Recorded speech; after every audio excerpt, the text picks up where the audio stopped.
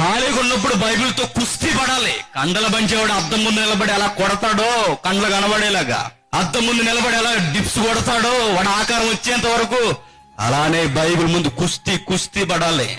కూర్చున్నావంటే తెల్లారిందో లేదో కూడా తెలియకూడదు. అలా చదవాలి బైబిల్. కిటికీ వైపు చూస్తే వెలుగు కనబడాలి, తెల్లారిపోయిందా. బైబిల్తో అలా ఉండాలండి ఎక్సర్సైజు. తిమోతికి చెబుతున్నాడు, నాయనా సేవలో సుఖపడక నాయనా. ఏం చేయాలి? శ్రమపడు, మితముగా ఉండు, కష్టాలు దిగమింగుకో, కన్నీళ్లు దిగమింగుకో. సేవలో నువ్వు నేర్చుకోవాల్సింది నాయనా, నా పర్సనల్ అనుభవం నీకు చెబుతున్నాను. శ్రమపడు. ఇంకా స్వార్థికినిగా పనిచేయి. అండర్లైన్ చేసుకోవాలండి ఆ మాట. స్వార్థికిని పనిచేయి. ఏ పని అంట?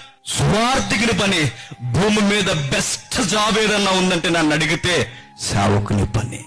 ఈ జాబ్కి ఎవడు రాడండి. వేకెన్సీ 2000 సంవత్సరాల నుంచి ఉంది. వస్తావా? రా.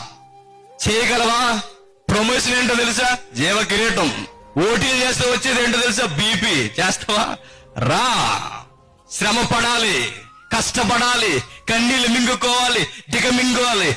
నువ్వు నిజంగా దేవుడితో ఆ సహవాసం ఉంటే మజా ఉంటుందండి.